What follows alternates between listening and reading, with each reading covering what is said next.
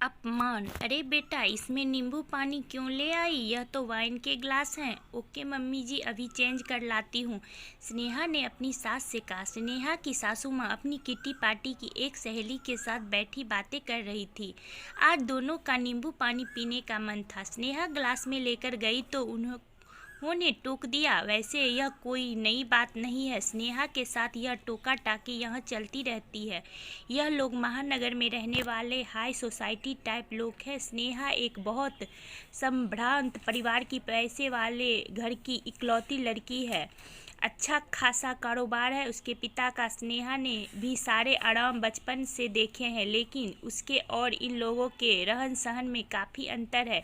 कई बार उसके साथ यहाँ ऐसा व्यवहार होता है कि जैसे वह कोई अनपढ़ गंवार है, लेकिन वह सहनशीलता के साथ चुपचाप सह लेती है।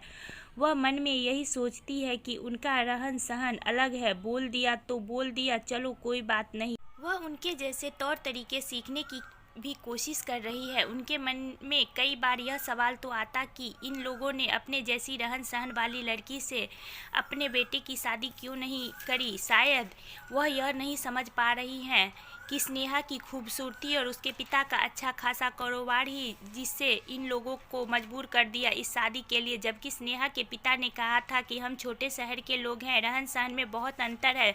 तब सासू माँ ने कहा था कोई बात नहीं, हम सब सिखा देंगे, आपकी बेटी बहुत पढ़ी लिखी और होशियार है, उसके अंदर कोई कमी नहीं है। लेकिन अब इनमें रोज़ कमियां दिखती रहती है। इन सब बातों को दिमाग से झटक कर स्नेहा अपने कामों में लग गई। वह सब बर्दाश्त कर लेती, लेकिन उसके पति पार्थ का अपने साथ काम करने वाली एक महिला के साथ ज़रूरत से अधिक दोस्ताना उसको बर्दाश्त नहीं हो रहा है। जब भी वह कुछ कहने की कोशिश करती तो पूरा घर यही कहता, अरे साथ काम करने वाले को दोस्ती तो होती है, तुम नहीं समझ पा रही हो, उसमें गलत कुछ भी नहीं है। उस लड़की का घर आना, इन लोगों के साथ इतना घुलना मिलना, इतनी नदियों के साथ अधिकार के साथ पार से बातें करना स्नेहा को अच्छा नहीं लगता। पर हमेशा यह कह दिया जाता इसमें कुछ गलत नहीं है। वह भी सोचने लगती कि चलो हो सकता है वही गलत सोच रही है, कुछ भी गलत नहीं है उन दोनों के बीच में। वह हमेशा यह सोचती कि वह अपने नाम की तरह ही एक दिन इन लोगों के मन में भी ऐसी जगह बना लेगी और इनकी सारी शिकायतें दूर हो जाएगी। आज का तो पूरा दिन इसी सब उहापोह में निकल गया, पता ही नहीं चला कब शाम हो गई। स्नेहा ने रसोई में जाकर कुक को बताया कि रात के खाने में क्या बनेगा और शाम के लिए कॉफ़ी बनाने के लिए बोल दिया। उसको पता था पार्थ के आने का टाइम हो गया है, तो सब एक साथ बैठकर कॉफ़ी पियेंगे। पार्थ ऑफिस से आ गए, कपड़े बदलकर वह भी ड्राइंग रूम में बैठ गए, कॉफ़ी का इंतज़ार करने लगे। आज काफ़ी खुश नज़र आ रहे थे। माँ पापा, मेरी कंपनी दूसरी कंपनी को टेक ओवर करने वाली है, उसके लिए मुझे दूसरे शहर जाना है। सारे बोर्ड ऑफ डायरेक्टर की मीटिंग रखी गई है। मीटिंग के बाद एक फैमिली पार्टी होगी जिसमें सबको अपनी वाइफ के साथ आना है, बोलकर पार्थ चुप हो गया। स्नेहा मन में खुश हो गई, इस बहाने उसको भी पार्थ के साथ बाहर जाने का मौका मिलेगा, वरना तो वह हमेशा काम में बिजी रहते हैं। अच्छा बेटा, ऐसी बात है तो फिर स्नेहा को कुछ अच्छे कपड़े की शॉपिंग करा दे, जैसी पार्टी में पहनते हैं।